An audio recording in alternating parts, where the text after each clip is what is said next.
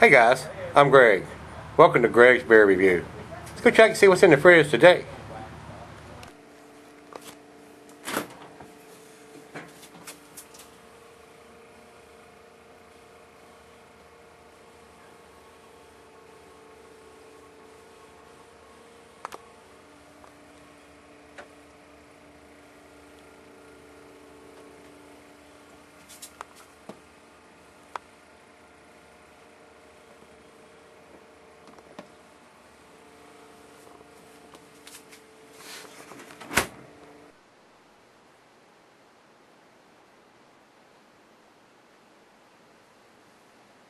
Hello everybody, thanks for stopping by Greg's Beer Reviews today. Today's beer, Smithwicks.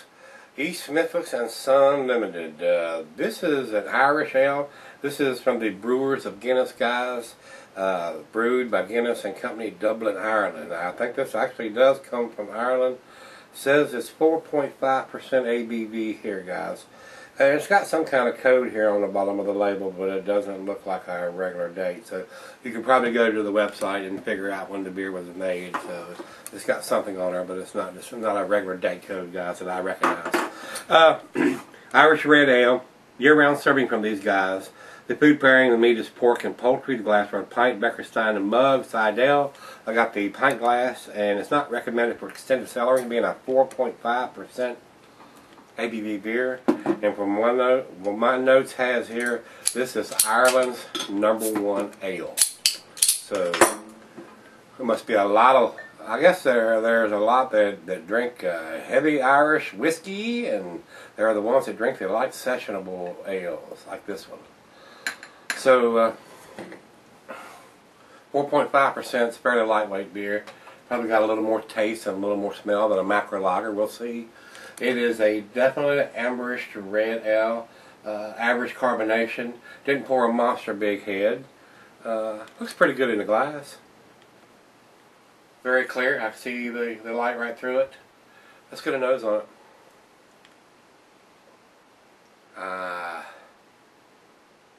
I'm getting, there is some hop presence there. I am getting a herbal,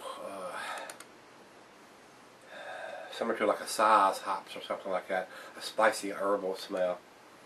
But it's a very, the malt is standing out too. There's a sweet malt presence there.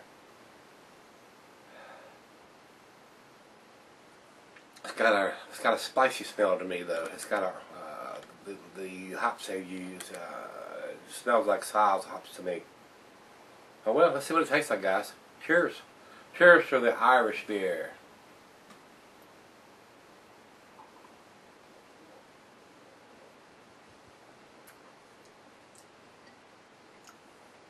Very malty.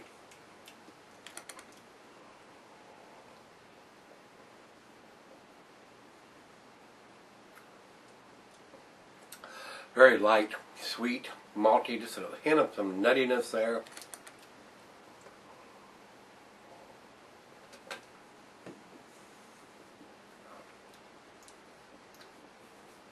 Definitely more taste than a macro lager. Better than a Budweiser anyway. Just a little more taste. Not blowing my hair back or anything, guys. Matter of fact, I got most of it blown off today when I got a haircut. I'm enjoying this. I mean, it's very lightweight. It don't have a huge amount of taste, but for a 4.5% beer, it's got a nice malty nuttiness to it. I don't know what the age of the beer is. I've had it for a while, so it's fairly pleasant. I can't find anything to fault it over with other than the date code on the back not being legible or something that I have to go to the internet or look up to figure out how to decipher it, but not bad. It's out of the fridge, 40 degrees. I'm going to let Taylor have a sip it, see what she thinks. So I'll be right back and we'll do the bottle chug. Stick around. Alright guys, got just a little bit left here. Got a good taste on this beer. I mean, it's got a nice nutty, malty taste. Low ABV, very sessionable. Not blowing my hair back. Didn't really expect it to, guys.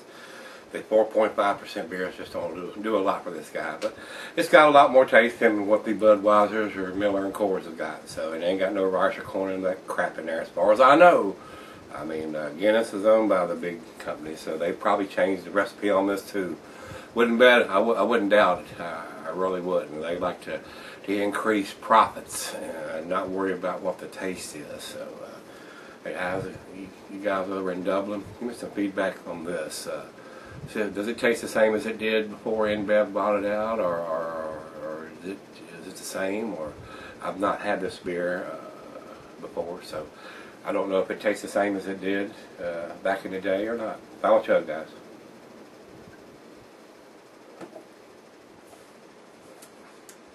A very lightweight session ale, especially if you're over there. I mean, it's Ireland's #1 ale, so you don't get that ranking from for nothing. So, guys, not super impressed. I'm gonna give it the 5, which is a B-. I think it's an above average beer, but just barely. I don't have a legible date. It's got a code on it. I didn't bother going to the website because I'm not going to be able to do that when I'm buying the beer. So if you don't have a date on the label that I can read, you're just SOL as far as I'm concerned, guys. Great Beer has 48 overall and 58 in the style. And Beer Oven comes up with an 80, which is in the bottom end of their good range. So it's a good beer. I mean, it's slightly above average, and that's where I'm going to leave it, guys. If you've had this one, give me some comments back. And if you haven't, and you want to give it a try, see it, pick it up. You might like it. Very lightweight, very sessionable. A little more taste than a macro lager. That's where I'm going to leave it, guys. As always, rate, comment, subscribe, hit the like button if you like it. And I like to looking at for you. Let's do it together tomorrow. See y'all then.